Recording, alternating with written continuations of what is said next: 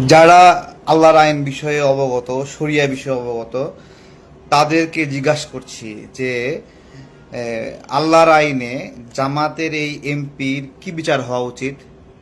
উনি যদি বিবাহিত হন, অবিবাহিত হন না, অবিবাহিত অবিবাহিত হলে ওনার কি ধরনের শাস্তি, আর বিবাহিত হলে কি ধরনের শাস্তি। তো যদি অবিবাহিত হতেন, ধরেন উনি অবিবাহিত, তাহলে ওনার শাস্তি হতো প্রেস ক্লাবে ওনাকে কাঁঠাল গাছের সঙ্গে বেঁধে 100 বেত্রাঘাত নাকি। আচ্ছা, আর যদি যেহেতু উনি বিবাহিত, তাহলে প্রেস ক্লাবে তাহলে কোমর পর্যন্ত পড়তে হবে নাকি গলা পর্যন্ত পড়তে হবে? গলা পর্যন্ত না, কোন পর্যন্ত মাটিতে পড়তে হবে? না না, পুঁতে রাখতে হয় না কোন একটা অংশ? ও আচ্ছা আচ্ছা, তাহলে পাথর নিক্ষেপ, পাথর নিক্ষেপ নাকি। আচ্ছা, পাথর নিক্ষেপ, ঠিক আছে। তো এইটা হলো বিষয় হলো, আমি এইরকম একটা সিরিয়াস কথা বলতাম না।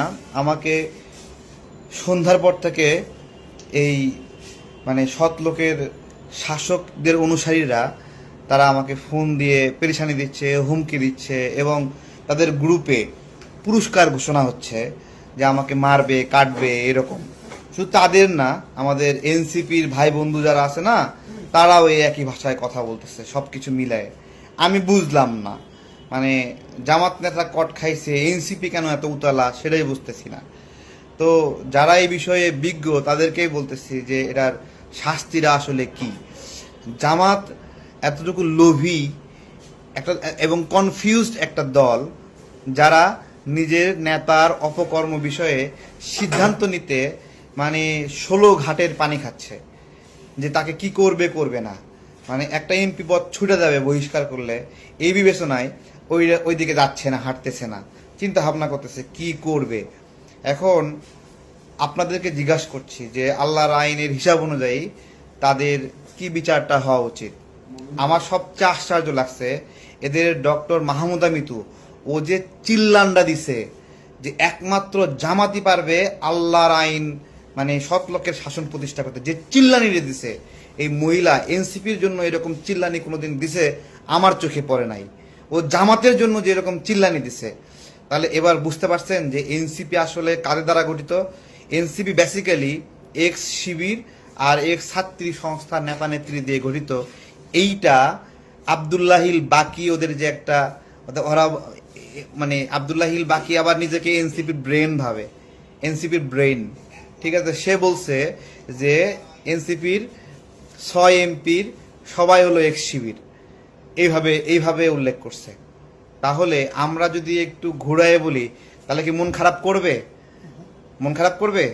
জিজ্ঞাসা করছি ডাক্তার মাহমুদা মিতু, আপনার যদি মিনিমাম লজ্জা থাকতো, তাহলে এই দেশে সবচেয়ে বেশি ধর্ষণের অভিযোগে অভিযুক্ত জামাতকে আপনি সৎলোকের শাসন বলতে পারতেন না। একজন নারী হয়ে বাংলাদেশের নারীদের, লক্ষ লক্ষ নারীদের সম্ভ্রমহানি করা একটা দল, তাদেরকে আপনি সৎলোকের শাসন যে চিল্লানিটা দিলেন, আপনার রাজনৈতিক পরিচয় যদি কেউ ছাত্রী সংস্থা বলে, আপনি মাইন্ড করবেন?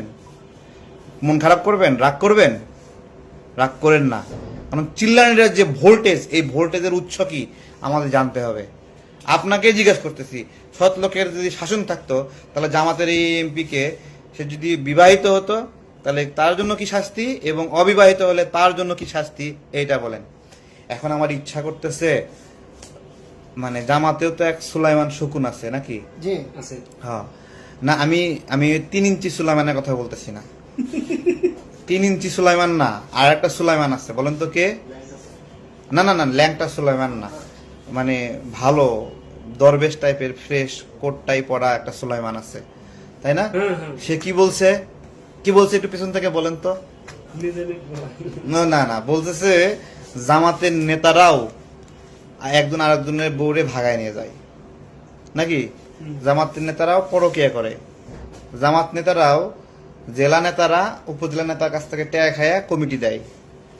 ডাক্তার মাহমুদা মিতু, আপনাকে জিজ্ঞাসা করতেছি, এইরকম একটা দলকে আপনি কেন বললেন, কোন যুক্তিতে বললেন সৎলোকের শাসক? হ্যাঁ বলেন। এদেশের গণহত্যাকারীরা, মানে দেশের এত আকাল হয়ে গেল, আকাল হয়ে গেল যে গণহত্যাকারীরাই সৎ লোকের শাসক হবে, এত আকাল হয়ে গেল, হ্যাঁ, এত যদি আকাল হয়ে যায় তাহলে বাংলাদেশের মানুষরা কি ভুল করছে নাকি? হ্যাঁ, মাননীয় প্রধানমন্ত্রী তারেক রহমানকে নির্বাচিত করে বাংলাদেশের জনগণ কি ভুল করছে? জনগণ কি অপরাধ করছে জামাতকে নির্বাচিত না করে? আর এই যে বলছেন যে আল্লাহর আইনকে জিতান, হ্যাঁ, কোরআনকে জিতান, জামাতকে ভোট দিলে কোরআন জিতবে, ইসলাম জিতবে, তো ফাজলেমি করেন না। জামাত যে হারছে, কোরআন হারে গেছে নাকি? ইসলাম হাইরে গেছে নাকি? হ্যাঁ, আল্লাহর শাসন কি হাইরে গেছে? তো এসব ইতরামি অভদ্র আচরণ করা বন্ধ করবেন। আমি কিছুই বলিনি, শুধুমাত্র আপনারা যে বক্তব্যগুলো দিচ্ছেন ওই বক্তব্যগুলো উচ্চারণ করতেছি, ওই বক্তব্যগুলো উচ্চারণ করছি। নাসির উদ্দিন পাটোয়ারি যদি বলে, এটা যদি বলে যে তার বাবা এবং মা দুইজনই জামাত করত এবং সেও এক্স শিবির, তাহলে পাটোয়ারিকে রাজাকার শাবক বলতে খুব বেশি সমস্যা হবে কি? পাটোয়ারি রাগ করলা? তুমি নিজে বলতেছো তোমার বাবা জামাত করে, জামাত কি? জামাত হলো রাজাকারদের দল, তাহলে তোমাকে যদি কেউ রাজাকার শাবক বলে অন্যায় হবে? হ্যাঁ, তুমি যেভাবে স্বরাষ্ট্রমন্ত্রী নিজেই মাদক ব্যবসা করে বলছো না, কোনো প্রমাণ ছাড়াই তুমি যদি এই কথা বলতে পারো, কিন্তু তোমার স্টেটমেন্ট অনুযায়ী তাহলে তো তুমি তো রাজাকারের বাচ্চা। হ্যাঁ, কি তুমি কিসের এনসিপি? একটা দলে দায়িত্বশীল জায়গায় থেকে তুমি যখন বলো তুমি হলো শিবিরের বয়াত নিছো, শপথ করছো, আরে মানুষ তো একটা দলে থাকা অবস্থায় অন্য আগের ইতিহাসগুলো এভাবে বলে কেউ? ওরা আনন্দিত হয়, ওরা রাজাকার পরিচয়কে সম্মানিত বোধ করে। তাহলে সম্মানিত যদি বোধই করো, তাহলে আমরা বললে আবার মাইন্ড করো কেন? মাইন্ড করো কেন বলো? এই জুলাইয়ের পরে এই রাজাকারদেরকে মাথায় তুলছে কারা? কারা মাথায় তুলছে? এই যে মাহমুদা মিতুরা যেভাবে চিল্লানি দিয়ে একটা বলছে সৎ লোকের শাসন কেবল জামাতি প্রতিষ্ঠা করতে পারবে, এই চিল্লানিতে তো ভোটে দিতে দেওয়ার কথা। বাপ রে বাপ, কঠিন অবস্থা। হ্যাঁ, সব নাজিহাল করে ফেলে দিছে। জুলাইয়ের পরে মুক্তিযুদ্ধ নিয়ে কথাই বলতে দেয়নি। কি মুক্তিযুদ্ধ নিয়ে বললে সে ভারতের দালাল? শুয়ারের বাচ্চা, মুক্তিযুদ্ধ নিয়ে কথা বললে ভারতের দালাল না? রাজাকারের বাচ্চারা কি একটা ট্রেন্ড শুরু করছিল। প্রথম যখন বলা শুরু করলাম তখন বলল যে মুক্তিযুদ্ধ নিয়ে বাংলাদেশে আর রাজনীতি হবে না। আরে হ্যাঁ, রাজাকারদের নিয়ে বলে রাজনীতি হবে? কি বলা শুরু করলো? রাজাকার পরিচয়ের সম্মানের। তাহলে রাজাকার পরিচয় সম্মানের আর মুক্তিযুদ্ধ পরিচয় অসম্মানের? তাই তো করছে, জুতার মালা দিছে মুক্তিযোদ্ধাদের, কম বেইজ্জতি করছে। তা বাংলাদেশের মানুষ যদি মুক্তিযোদ্ধাদের অসম্মানই করে, বাংলাদেশের মানুষ যদি মুক্তিযোদ্ধাদের ঘৃণা করে, তাহলে বাংলাদেশে মুক্তিযোদ্ধাদের মধ্যে মানে বঙ্গবন্ধু শেখ মুজিবুর রহমানের তো ঘোষণা দিয়ে গেছে, বীর শ্রেষ্ঠরা তো মারা গেছে, তাই না? এর পরবর্তীতে পদকিত বীর উত্তম, তো শহীদ প্রেসিডেন্ট জিয়াউর রহমান তো বীর উত্তম, তাই না? তার মানে বীরদের মধ্যে সেরা বীর। হ্যাঁ, তাহলে সেই সেরা বীর, মুক্তিযুদ্ধের সেরা বীর শহীদ প্রেসিডেন্ট জিয়াউর রহমান, তাহলে বাংলাদেশের মানুষ যদি মনে করে রাজাকার পরিচয়ই সম্মানের, তাহলে মুক্তিযোদ্ধার সন্তানকে কেন নির্বাচিত করলো? হ্যাঁ, দেশ উল্টে গেছে, এখন উল্টা পথে হাঁটবে। এতদিন মানুষ ঘোড়া পিঠে চড়ছে, এখন কি ঘোড়া মানুষের পিঠে হাঁটা শুরু করবে নাকি? হ্যাঁ, ঘোড়ায় চড়িয়া মত্ত কি মদ্য হাঁটিয়া গেল, হ্যাঁ, হাঁটিয়া চলিল। তো এই আর কি, এখন গালিগালাজ শুরু করছে। তো গালিগালাজ দে, গালিগালাজ দিয়া একটা কাজ কর। জামাত আমির যে এখানে ধরা, জামাতের আমির রোকন ধরা গেছে না, জেলা আমির ধরা গেছে, একটা কাজ কর, আমার গালি না দিয়ে ওই জামাত আমিরের মুখের জায়গায় আমার মুখটা বসাই দে, দিয়ে ভিডিও বানা যে এটা জামাতের আমির না, এটা তারেক দে। হ্যাঁ, গালি দিলে ওইটা কর। কি করছিলি তোরা ভাই, কি করছিলি? হ্যাঁ, এআই এর ভিডিও দিয়ে এবং মামলা করার হুমকি দিচ্ছে। যারা একটু প্রচার করছে, এক দল সমস্যাগুলো আর এক দল প্রচার করবে, এটা খুবই স্বাভাবিক। শুধুমাত্র ফেসবুক পোস্টের জন্য তাদেরকে জারজ সন্তান বলছে, তাদের বিরুদ্ধে আইনগত ব্যবস্থা নেবে, পতিতার সন্তান বলছে, এই জামাত শিবির রাজাকাররা বলছে। হ্যাঁ, অপরাধ করবে ওরা, অন্য কেউ একটু কথা বললে তাকে জারো সন্তান বলবে, তাকে পতিতার সন্তান বলবে, ভারতের দালাল বলবে। হ্যাঁ, এটা কোনো কথা?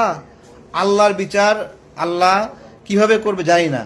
সারা দেশের মুক্তিকামী মানুষকে এত বেশি বেইজ্জতি করছে, এত বেশি অপমান করছে, মানে আল্লাহর মার শেষ দিন নাকি কিনা কথা আছে না? হ্যাঁ, আল্লাহর মার দুনিয়ার বার, এরকম একটা কথা আছে না? তো জামাত এতদিন যে মানুষের উপর অত্যাচার করছে, ফ্যাসিবাদ বলেন। ফ্যাসিবাদ কি? ফ্যাসিবাদ হলো ওই সত্তা যেই সত্তার বিরুদ্ধে মানুষ কথা বলতে ভয় পায়। ভালো করে বোঝেন কিন্তু, ফ্যাসিবাদ ওই সত্তা যেই সত্তার বিরুদ্ধে মানুষ কথা বলতে ভয় পায়। বাংলাদেশে মানুষ জামাতের বিরুদ্ধে কথা বলতে ভয় পায়। তাই জামাত ওই ফ্যাসিবাদী সত্তা যারা মানুষকে কথা বলতে দিতে চায় না, মানুষকে সাইবার হ্যারাসমেন্ট করে। এই ঘটনার পরে লক্ষ লক্ষ বট আইডি থেকে 30-40 হাজার আইডি থেকে লাগাতার পোস্ট হয়েছে, যারা এটা পোস্ট করছে তাদেরকে হেয় প্রতিপন্ন করার জন্য। চিন্তা করতে পারেন, এরা মানুষকে সত্যটা বলতে দিতে চায় না। এরা এদের বট আইডি দিয়ে দেশে স্ট্যাবলিশ করতে চায় এদের নির্ভুলতা, এদের সততা প্রচার করতে চায়, স্ট্যাবলিশ করতে চায়। মেহেন্দিগঞ্জে কি করলো? মেহেন্দিগঞ্জে প্রথম যখন প্রবাসীর ঘরে পাওয়া গেল, ভাই মানুষের জীবনে মানে বদনা নিয়ে বাড়ির পিছনে গিয়ে পরকীয়ার ঘটনা অনেক ঐতিহাসিক, মানে প্রাগৈতিহাসিক। এইটা কেমন প্রাগৈতিহাসিক? অনেক দিনে, অনেক পুরনো সময়ে মানে নারীকে আকৃষ্ট করার জন্য এক পুরুষ ফুল নিয়ে আসতো, আরেক পুরুষ মুরগির মাংস নিয়ে আসতো, আরেক পুরুষ একটা পশুর ঠ্যাং নিয়ে আসতো। এটা মানে সবাই মিলে একজন নারীকে, এইটা খুবই প্রাসঙ্গিক। মানুষের জীবনে ভুল করতেই পারে, মানুষ ভুল করবে। আমরা কথা বলতেছি না, আমাদের পরবর্তী জেনারেশন তারাও ভুল করবে, তার পরবর্তী জেনারেশন ভুল করবে, খুবই স্বাভাবিক। এই মানুষ ভুল করতে পারে, মানুষ বিভিন্ন কারণে ভুল